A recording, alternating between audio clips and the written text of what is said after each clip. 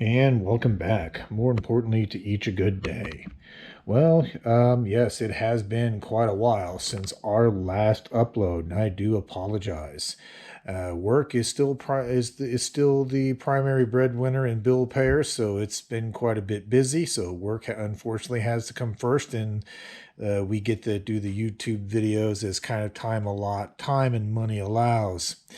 Now, I know a lot of you have been waiting for this build to begin, and don't worry, it will. Now, fortunately and unfortunately in this video, we will be doing and kind of showing at least the parts that have come in since the last build video.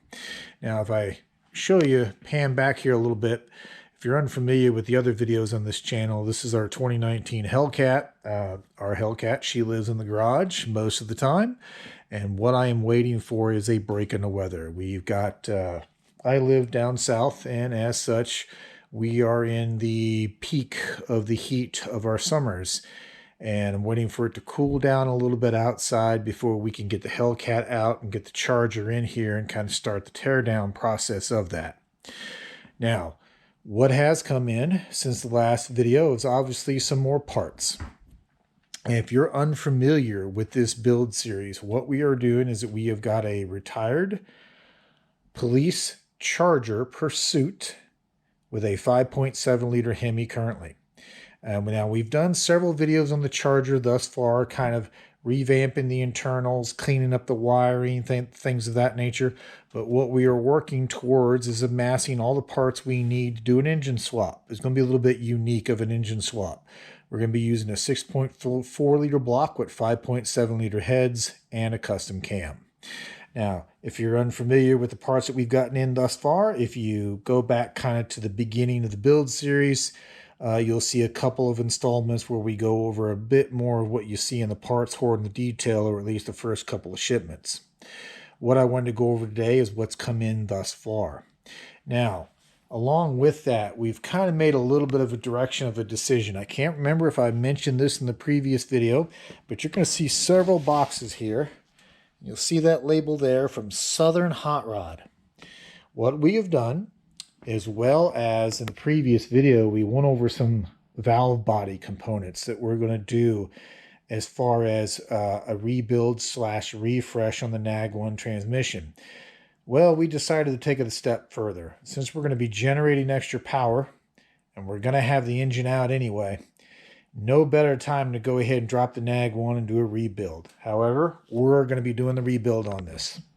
What you see here is the combined parts from Southern Hotrod for a Stage 2 rebuild of the NAG1. This is per their specifications rated to give us about 40% more power handling capability within that NAG1 transmission. And yes, we are going to be doing the rebuild ourselves. I've looked over quite a few videos on it, as well as the build spec, and I don't want to underestimate it, but it seems pretty straightforward as far as being able to do the disassembly and reassembly. It does require a custom tool, a couple of custom tools that you don't have to have the custom tool for. You can make your own, but I did find out that eBay is a wonderful source of actually getting a hold of the actual custom tool we need to compress some of the clutch packs. Don't worry, when we get to those sections of the video, we'll be going into that in a lot of detail. But just to let you know, what you see here is their rebuild kit for that. So we're going to have new clutch materials. We went ahead and also got a couple of upgraded drums we added to the kit. We also purchased a rebuilt, refreshed pump as well. So since we're going to be putting all this time rebuilding the transmission, going in with new steels, new clutch packs, and a couple of upgraded drums, we're going to be putting a brand new, actually it hasn't been rebuilt. I want to say it is a brand new / Southern Hotrod upgraded oil pump within that rebuilt transmission as well. Another item that we're going to be building ourselves, kind of from scratch. And you'll see all the pieces here. What you're seeing is a combined total to basically build our own complete front struts. Now, the issue I was having with this particular pursuit, and it seems to be a lot of pursuits in general, is finding an already assembled strut. Now, I was able, after quite a bit of digging, to be able to find some, but they really didn't kind of tell you what the strut cartridge they used was. Kind of seemed to be a lot of question marks, and the ones that didn't have as many question marks, I was able to find an additional set, but they were extremely high priced. So we were able to read the part numbers for our existing springs we have in our struts, as well as the upper and lower isolators that the spring sets on. You can see one of those here. I believe this is the upper isolator, if I remember correctly. You can see we got our lower isolators here. We have our top cap, or our bearing surface. This is what bolts the top of the strut into the frame of the vehicle. I shouldn't say frame of the vehicle, but within the strut tower of the vehicle. You can see we've got our boots here. And if we dig down here in the bottom of our box, you can see we've got our bump stops, all Mopar part numbers. And just so that you get a better shot of the springs itself. So we were able, thankfully, like I said, to look at the existing struts that were on that police vehicle. And we were able to read the part numbers for the upper lower isolators, and as well as the spring itself, believe it or not, on the ones that are out there, still had a tag with the part numbers. So we were able to make sure that we were getting the exact springs that are on there now. Now, obviously, you're probably asking yourself the question, well, why bother replacing all of these isolators and springs and dust boots, so on and so forth, if you can simply just disassemble the strut and replace the cartridge? And it's a valid question / concern. Well, when I looked at the units that are currently on the pursuit vehicle, I noticed a lot of cracking in the upper and lower isolators. And since it is a previous police car / fleet vehicle, we don't know how it was treated. We don't know how rough of a life it's had. So along with the previous videos you saw, where we're going to be doing the entire front suspension, I figured I might as well just go ahead and piece out all the parts to make our own struts. So we'll be making our own complete strut replacements and kind of going from there.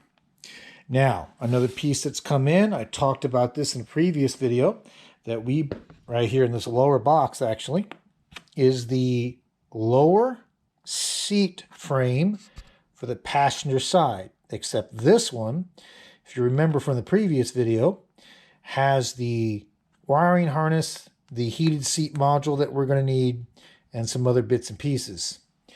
I was able to finally source the lower seat frame assembly for the driver's side, but also had heated seats.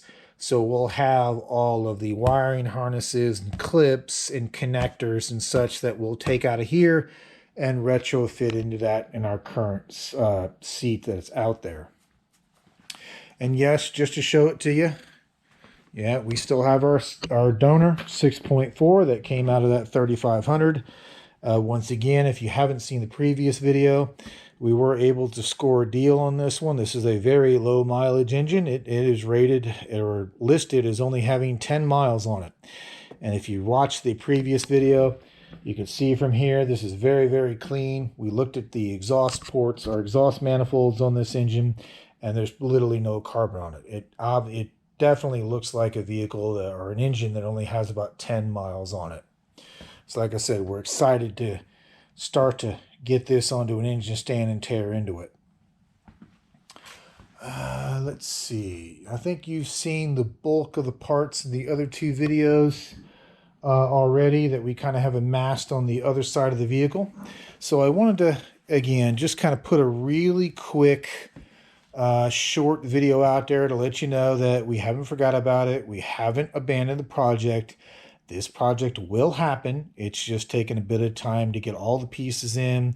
And really what we're just kind of waiting for now is a break in the weather. So once we get a break in this heat, and I'm thinking once we get more towards the probably mid-September-ish, maybe into September-ish time frame, when the temperature finally starts to dip enough outside that we're not getting into the high 90s. That is Fahrenheit for my US counterparts. I'm not sure what that is in Celsius. I'll see if I can put something on the screen. But, you know, it's not unusual for us to get 97 plus degrees Fahrenheit during the summer. So like I said, once that starts to dip off, we start to get a little bit cooler during the day. I'll give you another shot of it. We'll get the Hellcat out of here. That'll free up our lift space that we can get our police car in here. And then we'll obviously start the tear down process. And once that process starts, it will be a lot of videos coming down the pipe. At that point, as like I said, it's going to be a long series because we got a lot of work to do now that we were throwing in a complete rebuild on the NAG1 transmission. And there will also be some front differential work, but I'm still in the process of researching that. I'll cover more into that when we get to that piece. But like I said, it's going to be a lot of videos. If you watch my previous videos, I like to go into details, so it kind of makes the videos a little bit long. But like I said, stick around, and as soon as I have more an update for you, I'll bring you along and make another video. And other than that, I will chat at you later, and have a nice day. Thank you much.